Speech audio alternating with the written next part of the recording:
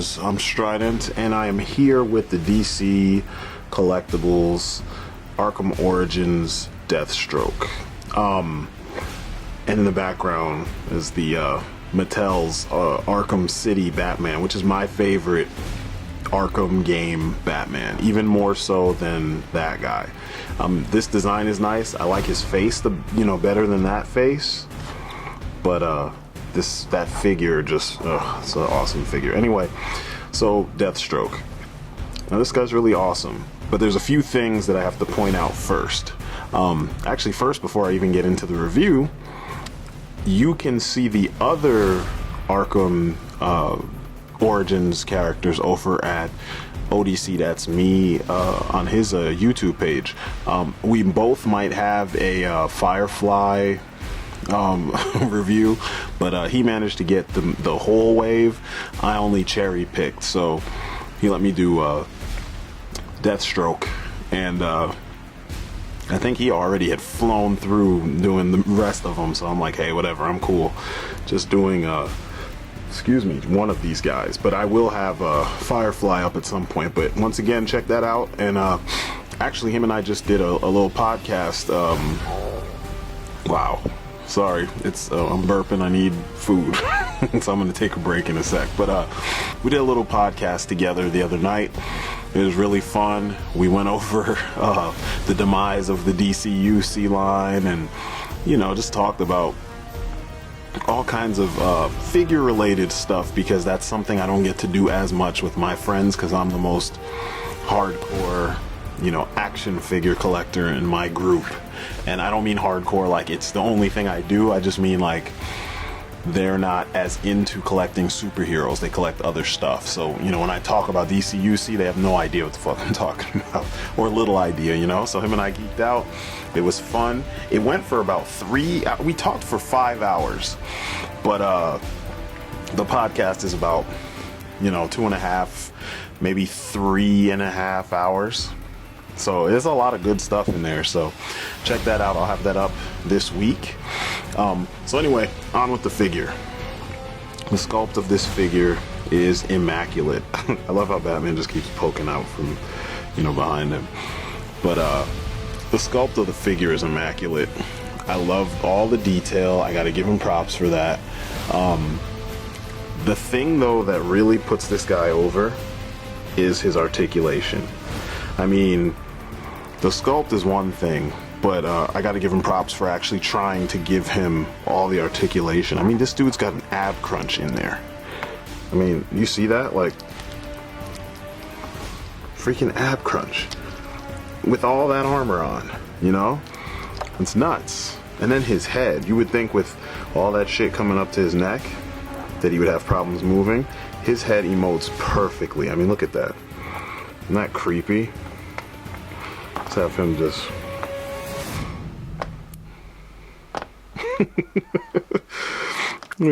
someone shot at him a couple times and they missed, and he just looks at him like, for real? Did you really just shoot at me? I think not. So, Robin. Anyway, his articulation is dope. Things to look out for is these pieces up here on his shoulders get in the way. They're supposed to be underneath the shoulder pads, not over them, but you could do it either way. I found that putting it, yeah, so now you saw what happens. Putting it under forces this off. I thought when I super glued it in it would work better, but it's better for you to keep it on this side, keep it, at least with mine, keep it under the the little clip right there. So that part kind of sucks. But let's see if I can fake it with the rest of the review.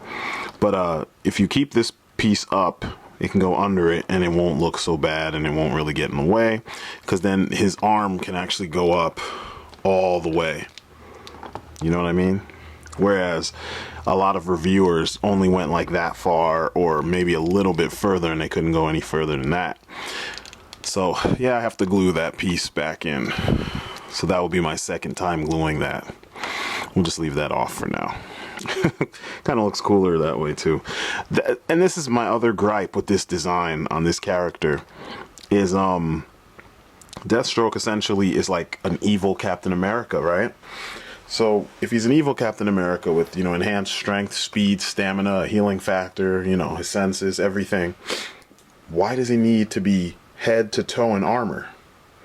That would be better for someone like Deadshot, you know? That's what I would think of for Deadshot, because he's the one shooting at folks, so he wouldn't want to get shot, so he'd be covered up, you know what I'm saying?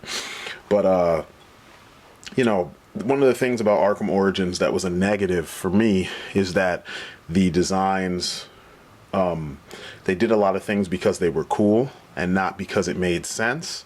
And I think in some ways that's why the appeal of the game was a little bit lower than, you know, Arkham City, because Arkham City stayed true to the source material all the way. They didn't just change things for the sake of changing things, you know.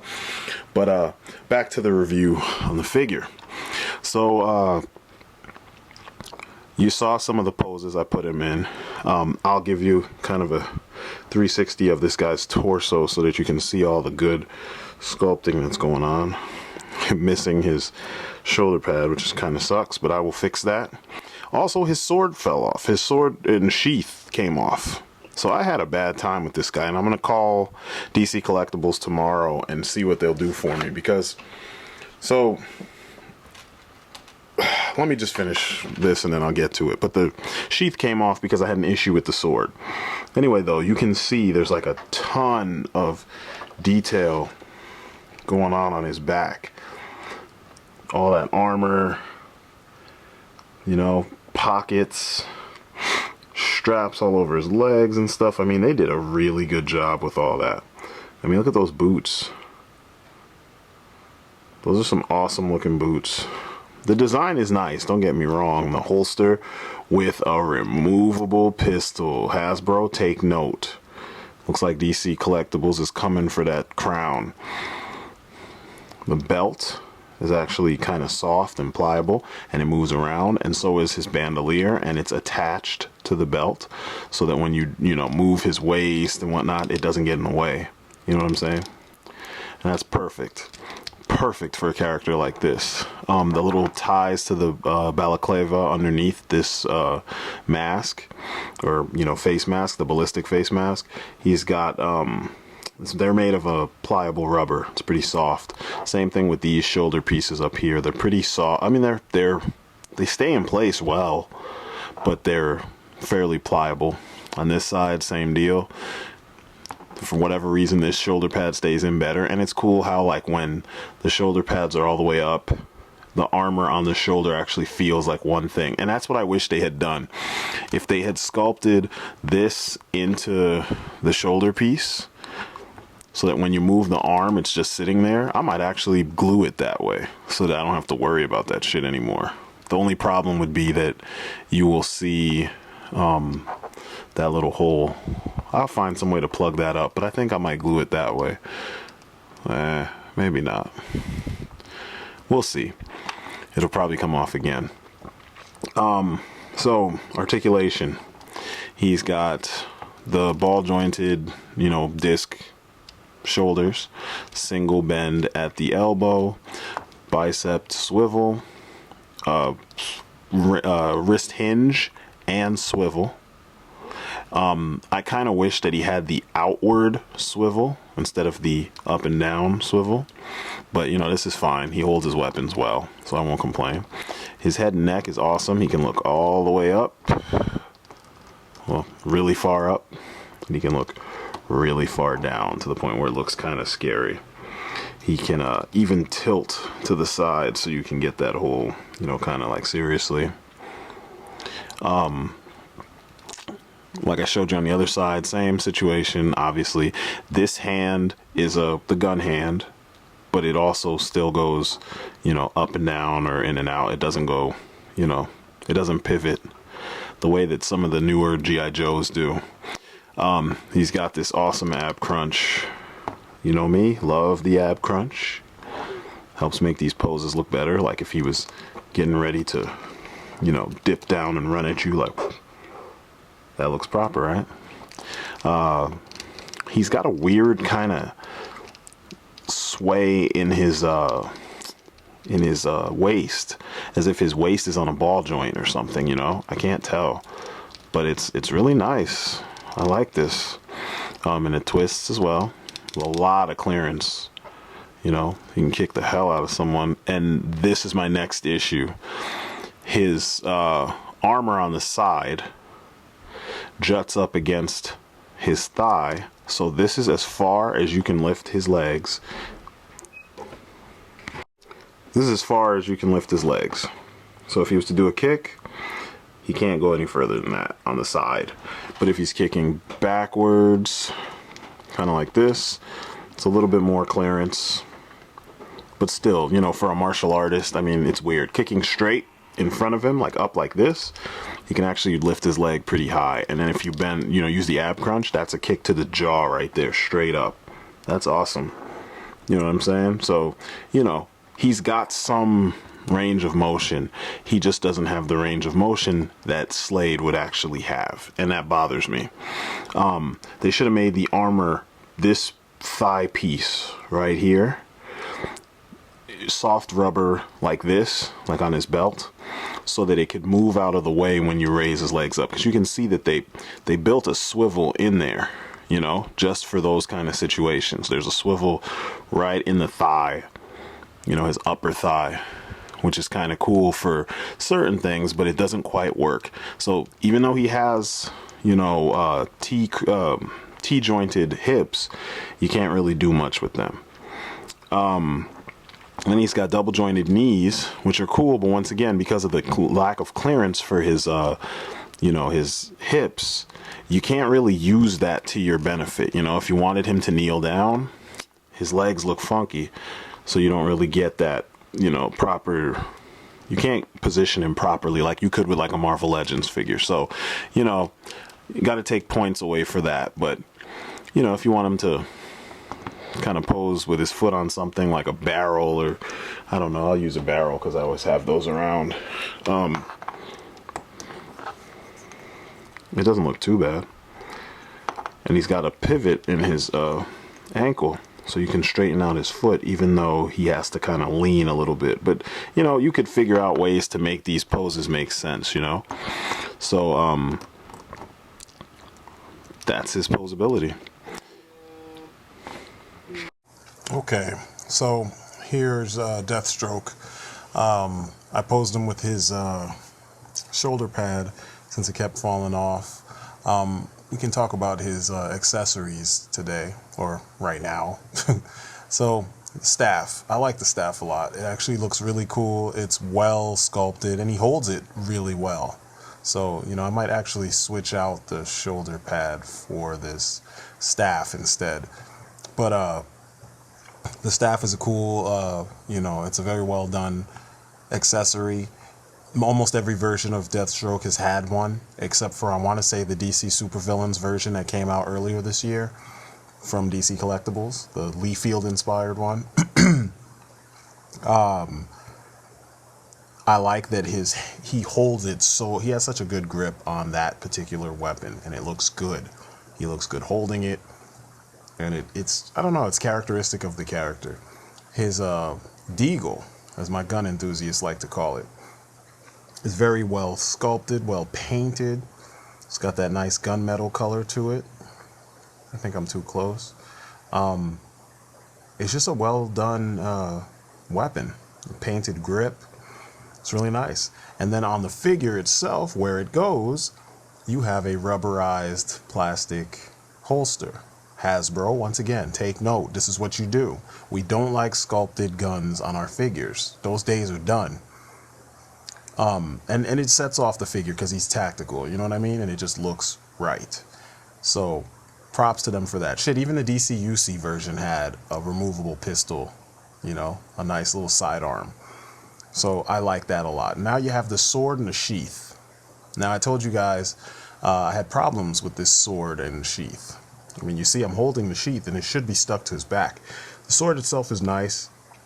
There's detailing on the grip, and there's a little bit of detailing in the it's not even a groove, but just the blade itself. But you know, it's all right.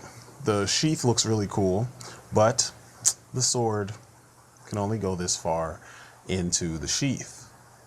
This was my big issue with these figures, besides what you saw, you know, with the shoulder pad.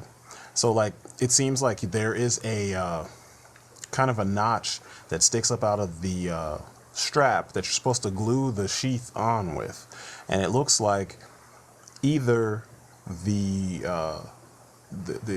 what's the word I'm looking for, where the notch fits in is taking up too much space, or when they put the two pieces of the sheath together, it just didn't work. But what I ended up doing is I ended up getting another one, and I chopped the blade, you know, kind of, yeah, the handle does come off too, I forgot to say that though, but I chopped the blade in quarters, and I was able to put it in as far as it would go and glue it shut. Now, as far as him using the sword, you would use the same hand that holds the staff, because it has the tighter grip. Ugh, of course. Hold on just a second, let me go get that. So anyway, the sword fits in the smaller hand, or smaller grip, I'm sorry. And he holds it really tightly, there's no issues on that. And it looks good. You know, I just don't like how thin and skinny the sword is. I mean, it just looks like something that a guy Batman's size would be able to break. You know what I mean? And that's not something that someone named Deathstroke the Terminator should be running around with. I mean, considering that the real character ran around with a broadsword, what the fuck is this? You know what I mean? But, you know, overall, I guess it looks cool. You know, and besides the issues that I pointed out, like the shoulder pad and the sheath, the figure is an awesome figure. It's a well-made figure. It's just that the QC is just not great. These figures shouldn't have left the factory. You know what I'm saying? Certain figures like mine. And this is my first figure here that I'm doing a review of, but I ended up going out and getting another one. I returned this one at the end of the video, and I still had issues with that one. Just nothing popped off except for the sheath. But and he had like a wobbly leg or something like that. So, you know, with all the QC issues aside, this figure is worthwhile. So, you know, pick him up, but be careful, be wary. You might get one with shitty QC, you know, because that seems to be something that's running rampant on this whole line, and a lot of reviews are not saying anything about it, maybe because they're sponsored, but this is the truth. My comic book shop said that he had like almost half returned or exchanged because of QC issues. So really, really, really look out for it. I mean, I know there's nothing you can do if when you buy the figure, you can only just open it after you've bought it to check, you know. But if you have to, go into the car, open them up, check them out, and then come back and be like, you know, if it's something's broken, get another one. So the long and short of it is, this is a good figure. He's worth it. If you get one that's not rampant with QC issues. I am Strident. That's my story, and I'm sticking to it. This has been my review of the ARKHAM Origins Deathstroke, and peace outside.